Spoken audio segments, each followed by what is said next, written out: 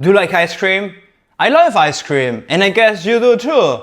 But what if I told you that there's a company that not only produces amazing ice creams, but also a purpose-driven one, a good company, sustainable company that solves humanity's biggest challenges, or at least some of them.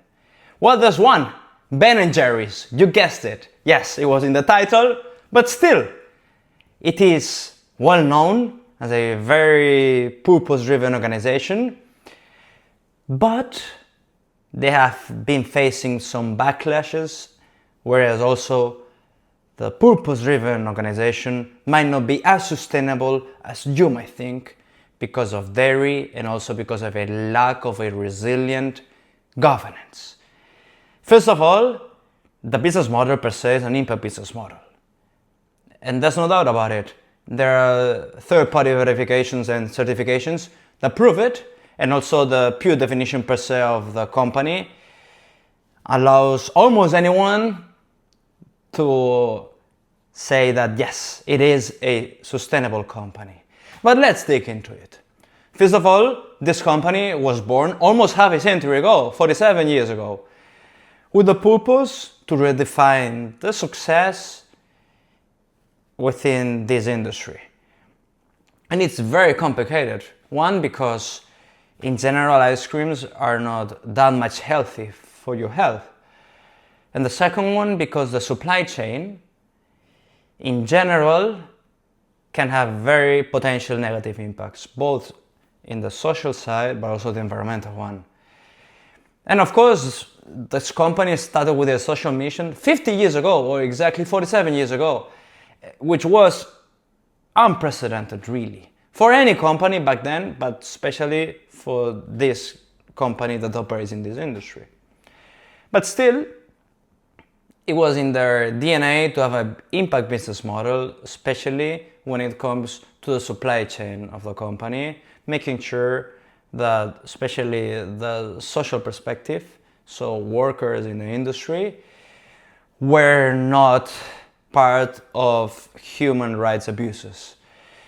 And this was back then, still it's now, and this is happening, which is being really taking credit, for example, in the B Corp certification scheme, which represents a big chunk of the reason that they became a B Corp certified because of that business model.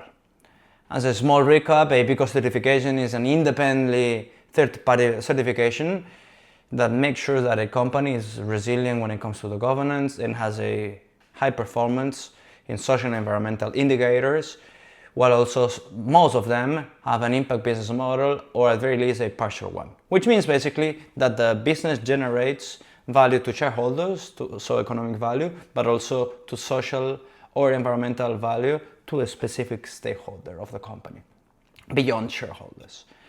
So yes, that's remarkable, unprecedented back then, and remarkable today.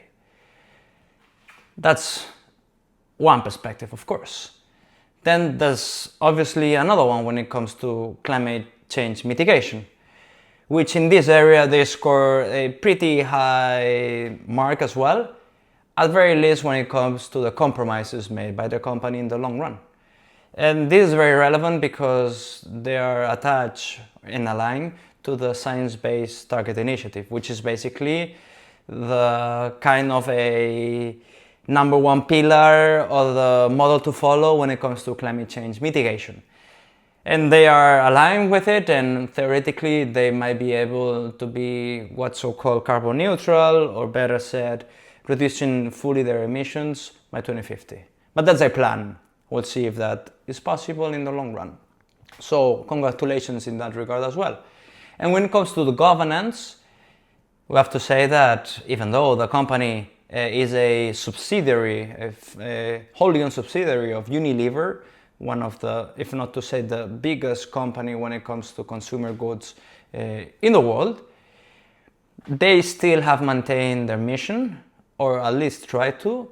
They've blocked legally in the article of association of the company the purpose statement that they are not only aligned, but the whole business model and the mission of the company is to solve a specific issue and adopt this stakeholder governance mentality within the mechanisms of the company per se, which is again absolutely remarkable, and they've even become a benefit corporation in the US.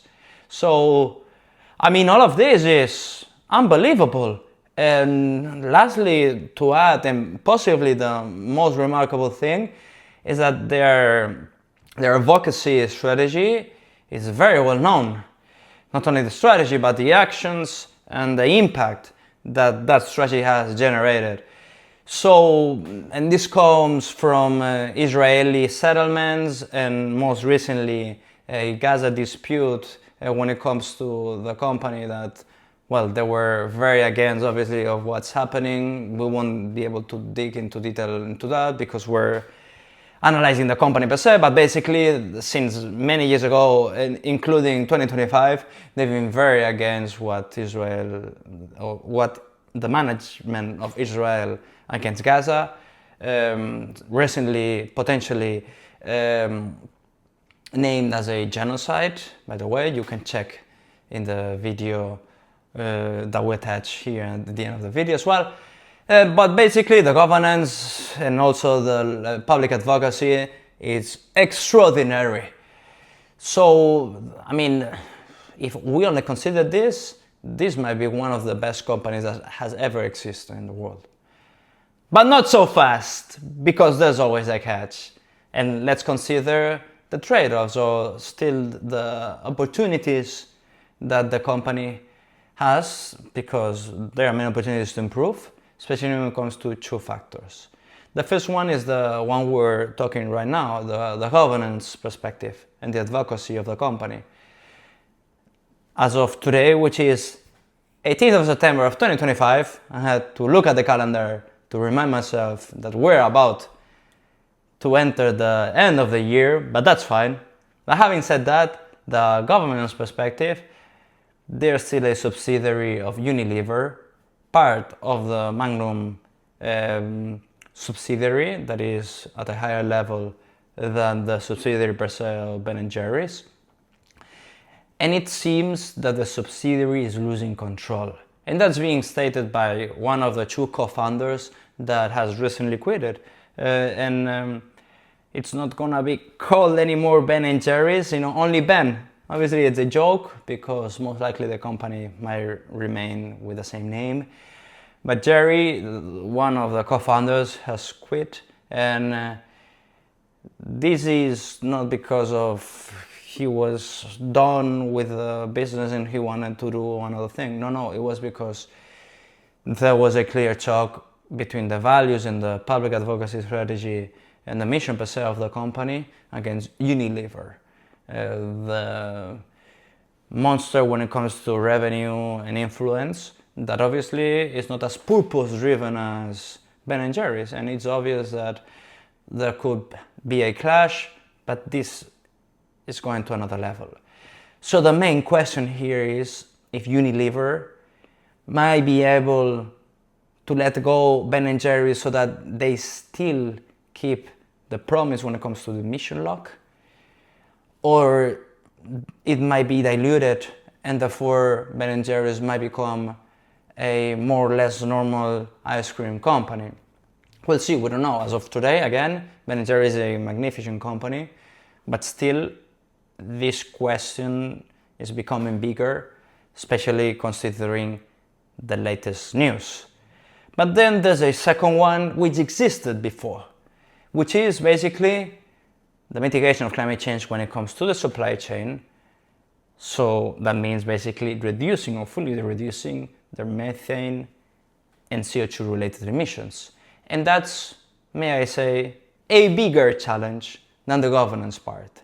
Even though I don't want to undermine that those efforts might be unprecedented as well, especially the climate change part will be extremely difficult, because it's not only a thing about Ben & Jerry's or Unilever, it's an industrial thing, sectorial thing, a challenge for the whole sector, because milk in the end It's more than 50% of CO2 related emissions of the product.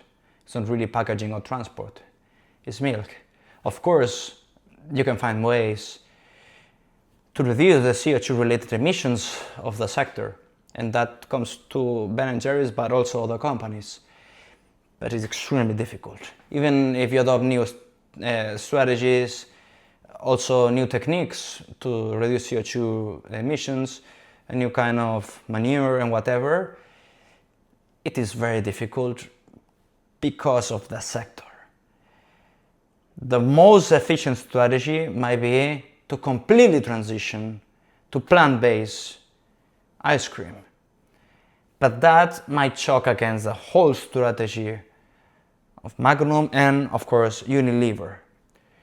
But that might be the best strategy to do, or at least the quickest, so that they can reduce CO2 related emissions. But obviously that has many trade-offs as well. But in my sincere opinion, that's the way forward. Not only because of CO2 related emissions, but also because of animal welfare, which I'm sure that Ben & Jerry's took care, and that was one of the proposals when they started the business 50 years ago.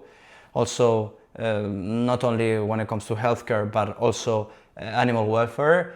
But still, would be better if, and only if, they fully transition to plant-based alternatives. Of course, if they didn't, it would be still possible, and there will be positive synergies if they continued with a milk approach, for example with regenerative agriculture. And you could even counter-argue that with that you could have positive emissions. But let me tell you that at least I have many doubts in that regard, because it's still a relatively new field, regenerative agriculture, and for such a big company that produces so many tons of milk, in my opinion, that's virtually impossible for the whole company. So most likely the company will transition to plant-based alternatives, whereas also with the current cows that they manage or their suppliers manage, then they could have regenerative agriculture. So maybe a mixture of both, and in the end, in many decades to come, fully transition to plant-based, or at very least this mixture. So we'll see. There are many challenges for the company. Still, this is one of the models that have been defended and fostered as a best practice for any company. And again, we congratulate the model for all the things we've said, but the challenges are becoming higher, both from the governance and the climate perspective. But we hope that this company maintains the purpose and becomes one day fully decarbonized and also fully decentralized, or at least keeping the mission that's stated and really the reason why the company was born almost 50 years ago. So in conclusion, congratulations, but there are many challenges ahead, and we hope that many companies can proceed and can be born as well as Ben & Jerry's once was and still is. So if you like the content of this video, do not hesitate to subscribe to the channel, and as always, enjoy life and especially be the change you want to see in the world. See you in the next optimistic and adventure.